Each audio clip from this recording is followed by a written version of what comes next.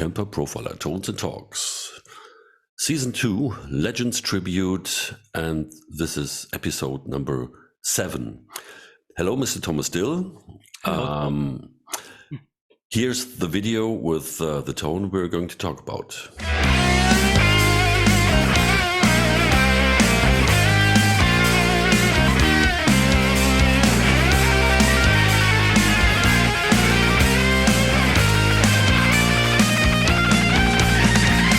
Bon Jovi, the album was Slippery When Wet. The track is You Give Love a Bad Name. I had to play this in the late 80s in a rock cover band very often and was struggling with the tone. No, I wasn't struggling with the tone because you needed a Strat type guitar with 2 humbuckers, and I had a color vibrato into this, a self-built thing. But the gentleman who knows much more about this, Mr. Thomas Dill. So please take over and enlighten us. Okay, so first of all, the quick facts about the song and about the equipment, what Richie Sambora used. So here we are. You Give Love a Bad Name, Tom, you said it. The composers are Desmond Child, John Bon Jovi and Richie Sambora. The album, you said it, Slippery When Wet. Release was 1986, and the studio where they recorded was Little Mountain Sound Studios in Vancouver. The producer was Bruce Fairbairn, and funny fact on that song is Desmond Child, great songwriter, he wrote the melody of the song. And do you know for whom he wrote the song, the melody, Tom? For whom? Oh my God, I have no idea. Bonnie Tyler. Bonnie Tyler. Yeah. Okay. Yeah. For Bonnie Tyler with different lyrics, of course, but they didn't take it or something, and they morphed it into this song, which is a great song. And this was the first single from the album. Yeah, a total eclipse of the track. yeah. And now to the equipment. Mm-hmm. The guitar he used, I think it was this Jackson Custom Super Strat. Here is a picture from the video. It's a single coil humbucker pickup configuration, and of course a Floyd Rose tremolo. Here's the man with a guitar, and reversed headstock, no Jackson name on it. I don't really know where it's was built or why or something like that. But of course, 1 year later, he started to work with Kramer, and he had his Kramer signature model. And that was a Strat type guitar with Floyd Rose tremolo system and 3 humbuckers. And he could split those humbuckers. Interesting thing, Kramer released this guitar again as the Jersey Star. And in 1990, he went to Fender, and they created the signature model with some more stars on the fretboard. And he went back to the original configuration of the Jackson Super Strat with single coil humbucker, and of course Floyd Rose tremolo system. The amp and cabs, Marshall JCM 800, the amp what was used at that time. And here's a picture of him sitting in the stage of rehearsal space. You see on the Marshall amp, bad name. Mm-hmm. So this is probably the amp he was using, and the effect rack beside him. And it's a newer picture, or not I think it must be 87, 88, this picture, because why I tell you later. And in the newer days, he's using JCM 2000s, the dual Super Lead 100 amps. So he's choosing Marshall amps. The Marshall amp tone is for the Bon Jovi and of course for the older Bon Jovi sounds is really important to use. Now, the effects. Of course, was the 80s. Chorus, very dominant, maybe a pitch-shifted chorus sound. I come to that later. Delay, of course, for the lead sounds, and a pitch shifter. So this is very important for the lead sound, lead tone. He's using a pitch shifted signal with an octave higher. And as you see on this older picture here, he has this guy. This is the Eventide H3000, which came on the market in 1987, so 1 year after release of the album.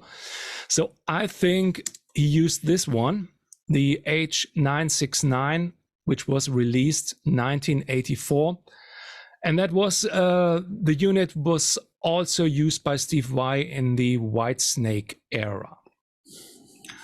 So this is all about the used equipment and what I found out. Now, what to do to recreate this tone. And very important is to have a wet sound with delay, chorus style, not too much chorus, and much distortion, distorted amp, maybe a boosted amp. I'll like to show you the rig manager with the sound. So here we are. The signal chain is on the left, noise gate. We need that because of the high amount of distortion. Here's the pitch shifter. The wah pedal is just in case prepared if somebody likes to use a wah for a solo sound or something like that. It's just there, but it's not really used in that particular sound.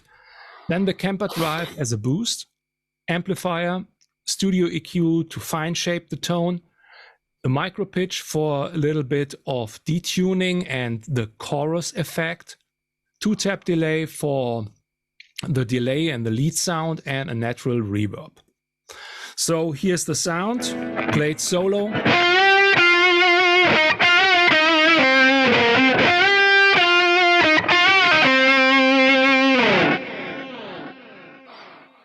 You hear the delay, and just switching the stuff off only and taking only the amp.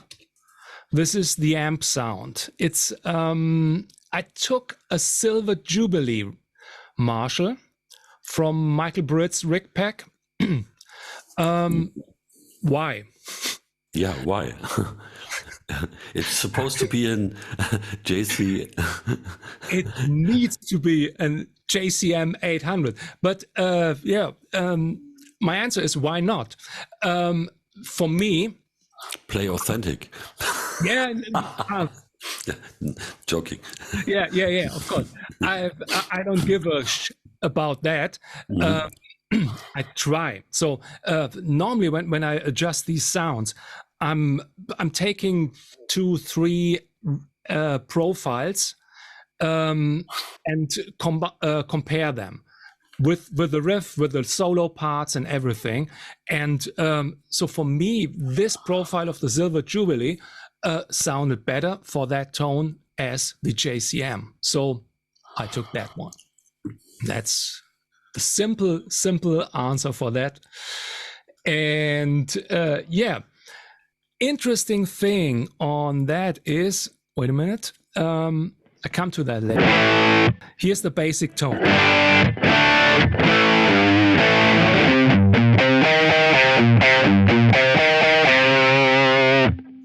So then I put a little bit of reverb, a big room,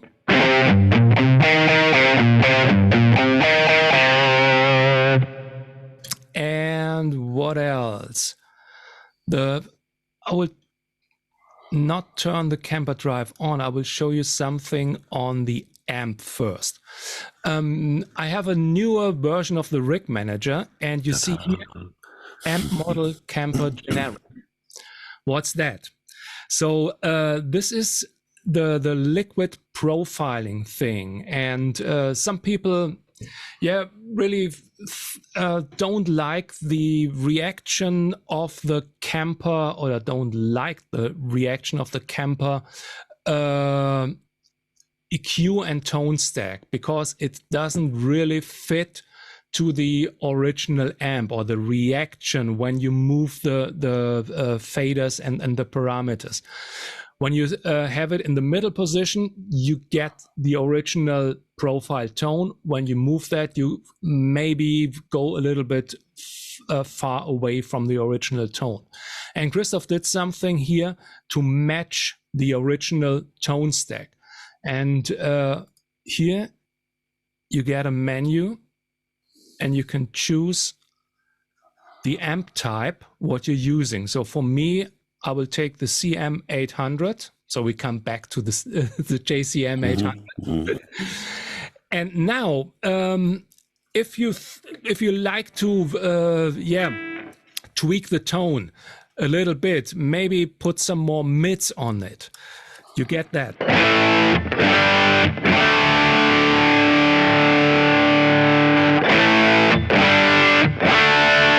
Maybe some more treble. So you see, it reacts a little bit smoother than the normal Kemper EQ, because it's really modeled after the original tone stack of the JCM 800. So I will show you how it sounds using the normal Kemper. Now the JCM 800. Oh, blessed day, praise be. Yeah. And I think it really feels a little bit better too. And now you can also take, it's not crucial to take the JCM 800 when you're using a Marshall Silver Jubilee or JCM 800 amp.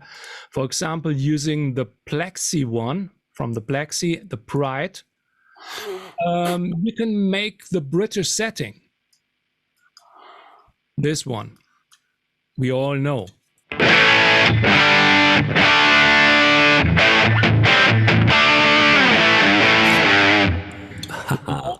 Kemper generic, you get this one. Yuck. Yeah.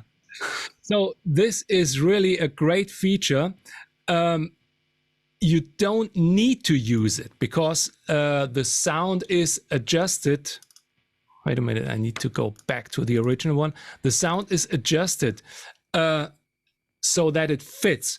But if you have a guitar with maybe less treble, or you like to have a little bit more mids, then use the amp model to the profile, matching to the profile what you're using. So it's really, really great feature.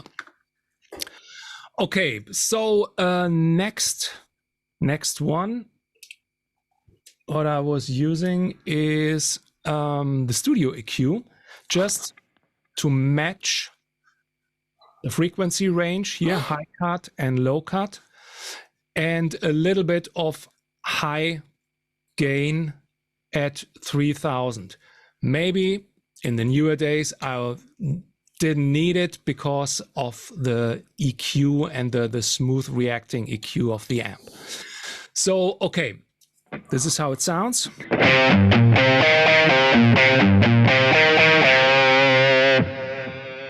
Oh, with a delay. But we can take a look at the delay. Here we are. It's set to the tempo of the song. It's 125.8, found out. And we have a half note and a quarter note in stereo. You hear it. And it's kind of like a ping pong delay, so moving from the left to the right. And very important for that one is I have a high cut on it at 5K. and the ducking parameter is turned on at 1.1. So that means when I'm playing, the delay is a little bit, the effect level is a little bit lower, and it comes up when I stop playing. So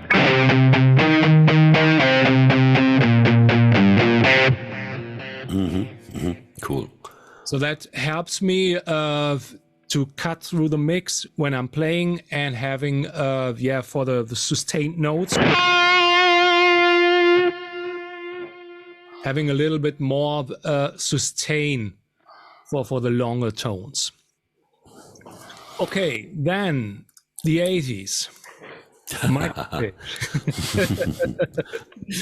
I will show you that without the delay. So it's really just a tiny bit. You see, the mix level is at 19%. So I will turn that up to 100.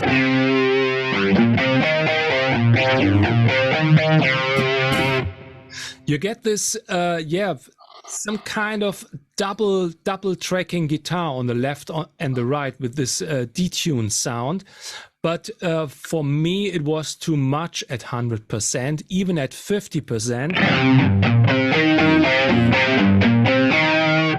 It's too much, so I came up to 19%. Without. So it's just smoothens the notes, the transients a little bit, and gives you a little bit of stereo sounds, double-tracked guitar tone. Okay, the next one is the Kemper Drive. And this is set some kind of similar to the Tube Screamer setting. Definition is at 4.7, slim down at 0, mix at 100%. And this is the boost setting. So that means drive is really low and volume is a little bit higher to get this typical Tube Screamer boost sound, what the guys in the 80s used with their plexis and also with a JCM 800. And this is how it sounds like.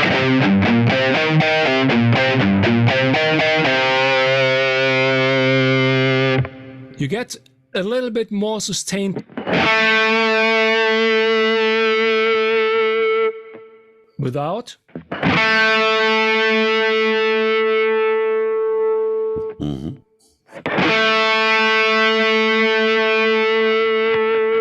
So you have a little bit compressed sound, and you get a bit of more sustain, and the play feel is a lot better. And you shift the basic vowel of the tone a little bit when it's below, like the formant basically. You have a little bit more nasally thing that cuts through the mix much better in a way. Yeah, I've used that really often to combining a distorted or overdrive amp and the Kemper Drive or the natural boost, pure booster in front of that, just to shape something, the tone and the kind of overdrive sound. Okay, so coming to the main part now with delay on, the chromatic pitch. This is set in at the second place in the signal chain, so at the very beginning, and just one voice is turned on, the other voice is at 0 because I'm using it in mono before the stack, so I just need that one. This is how it sounds like.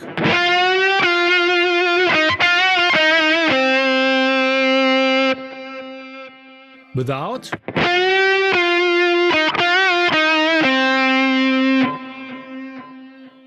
And the mix is at -16.3 at maximum. This is only the effect signal. Now they are 50-50, direct signal and effect signal.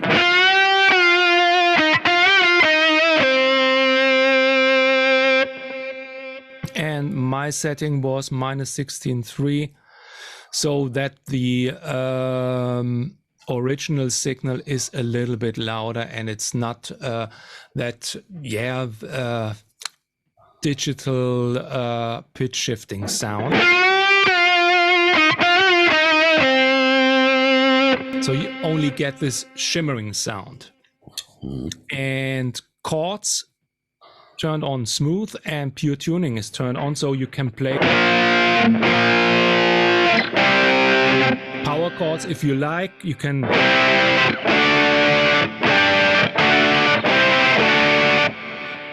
also normal chords, and of course this is very important for a good sounding pitch shift.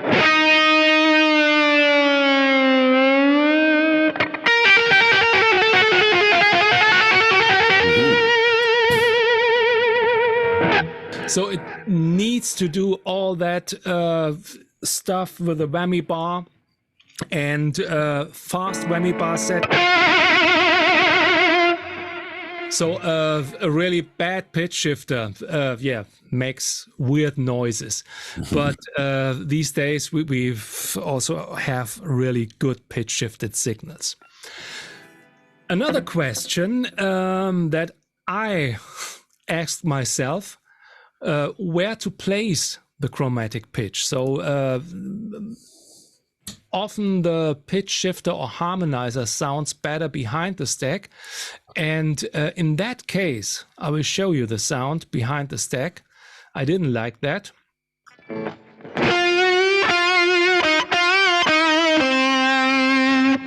It sounds a bit too harsh, too more Mickey Mouse. So need to turn the mix level really down.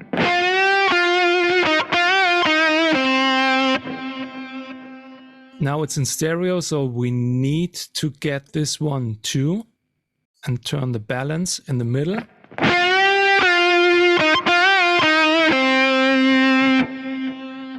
Better.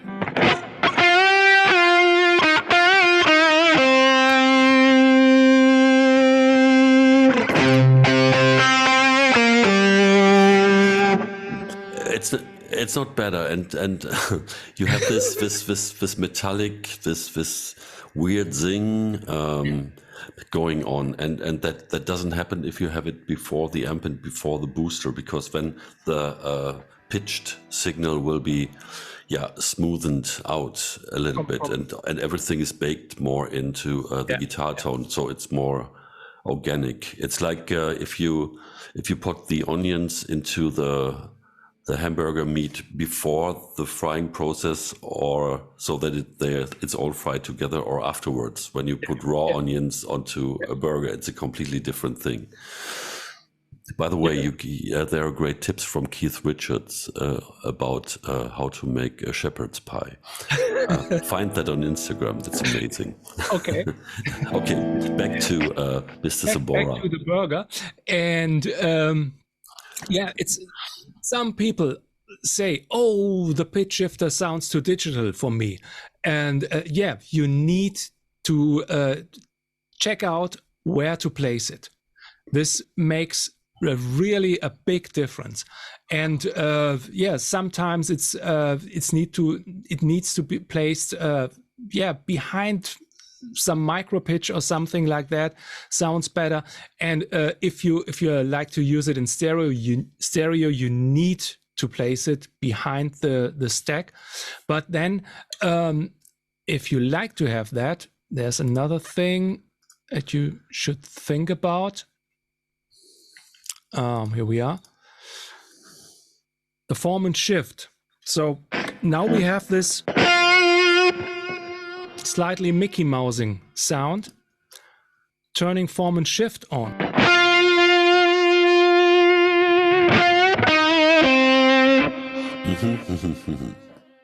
Now the formants of the shifted signal will be sound different, let's say more warmer. I turn the mix level up.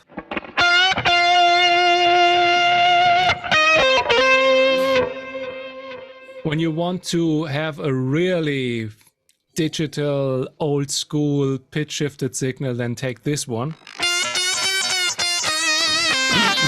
Okay. Maybe works good for those old 60s octave bass sounds too. And we're a little bit in Steve Vai country already. Yeah. Ballerinas. So if you like to have that one in stereo, take the performance shift parameter enabled and set it to a lower setting. So like this.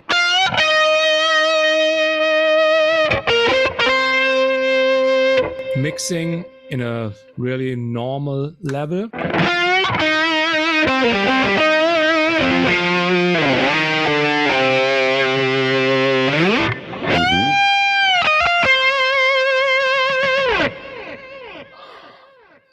So yeah, these are the tips how to use the pitch shifter and how to play with those pitch shifted signals and get a really nice tone. What I had the studio EQ in front of the stack, so this should be turned off, but this is not much what it makes in front of the stack.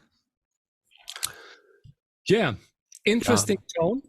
Yeah, pretty interesting as well. And again, we talked about this before. With this approach and your focus on details, also, it always you always come out with a more lively thing as doing just the obvious stuff with getting gain and an amp, and so because you have that meat in that tone, that's really important, and that it always makes the difference. Yeah. It's just a profiler and all those effects, even with a new EQ tone stack setting, is just the basic. The other thing is guitar. Actually, what is this guitar? Because you talked about Richie's guitar, and what are you using there? It's my 80s Italian. It's a custom-made Italian, made by Galeasso Frudua. Mm-hmm. Yeah, he poorly doesn't build guitars anymore. It was the era where I needed the, as we say in Germany, eierlegende Wollmilchsau. This is the jack of all trades guitar. I don't really use that too much because it has the synth pickup. I was playing wow, even that in the 2000s. I was playing in a band guitar synth because we had no keyboarder, and I used the Roland guitar synth and guitar, and split pickups, Lindy Fralin pickups, and really nice green outfit. And Wilkinson tremolo system with piezo bridge, because jack of all trades guitar. And I use that for those old school 80s stuff. It fits perfect in that. Yeah. It does. And it has a sort of flat, straight fretboard, or is it? Yeah, it's or is it carved? More flat. Okay. Flat and great neck. It's bird's eye maple neck, and feels really great. It's not that big tally neck. It's a really smooth neck, smart neck to play. Yeah, and because still, no, what I mean, as it's a maple neck, this guitar sounds amazingly low. The format of that guitar. Yeah. It's more like an O than an A. Yeah. No, the basic. It has shape of the tones. So is that a mahogany body, or is that? Do you know that? Maybe it doesn't matter. What does matter is that this guitar has a pretty solid, earthy tone for a maple neck guitar. Cool. I really don't know. It was it's the second one I have. It's a poor story on that one. In 2000, I had bad car accident. And I turned to, really? Oh, yeah, and glad it was everything fine. Car full of equipment, and the fire guys cut me out of the car and put me into the hospital, and everything I took was the guitar. wow. I said, you can leave the car, you can leave everything, but I take this guitar. And then they had it on the bed, the gig bag with the guitar. And then my girlfriend came, and I said, oh man, it's everything fine, I'm fine, and the guitar is saved. And she put out the guitar from the gig bag. Neck was broken, the head neck was totally broken. And just the pickup survived in new guitar, and he built me that second guitar. So thanks to Galeasso. And nice thing, he doesn't make guitars anymore, but he's on YouTube. You need to check that out if you're a Beatles fan. He analyzes all the Beatles vocal harmonies and everything. He is the really, Dr. Professor Beatles. Wow. Great guy, Galeasso Frudua. Okay, cool. Wonderful. Yeah, so have we covered everything regarding the tone for that album? And then thanks a lot for sharing this. Pretty interesting. And coming with this in a time where there are talks that Sambora will be doing something again with Bon Jovi. Oh, at least that's what he said. I haven't heard what the other party says about that. While the other party should be dealing with some vocal cord issues a little bit as well. That's not always very pleasant. What is heard from them live these days, but that happens with quite some acts when they get a little bit older, maybe. Yeah, it's the best. I saw just the day, few days ago, a YouTube video from Peter Gabriel playing Sledgehammer. Yeah, I think 2 weeks ago, singing the original key. The guys are playing so great. He's dancing their moves. It's totally great. Wow. So I was really fascinated by this man. I think he's 37 years old. 73. Sorry. 73. And Tony Levin, 76. And hey, they look young and they play young. It's really absolutely great. So this is one of the guys who really, or Peter Gabriel is the one that his voice is sounding like the older days. Oh yeah, that's amazing. Because that's I don't know. We shouldn't get into this discussion here, but maybe a discussion point. Is it? So why are you going out to see these older acts live? Because you want to hear the music intact still? Then you might be disappointed.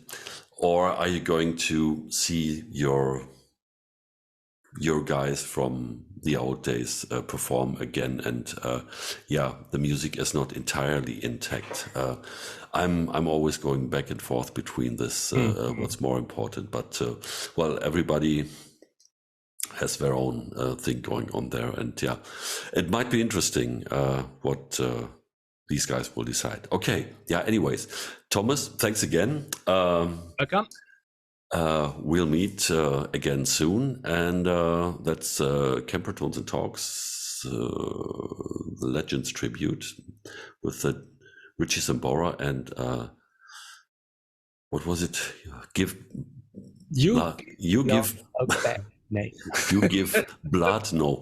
love a bad name from Slippery When Wet. Okay, enough. And out. See you soon. Bye.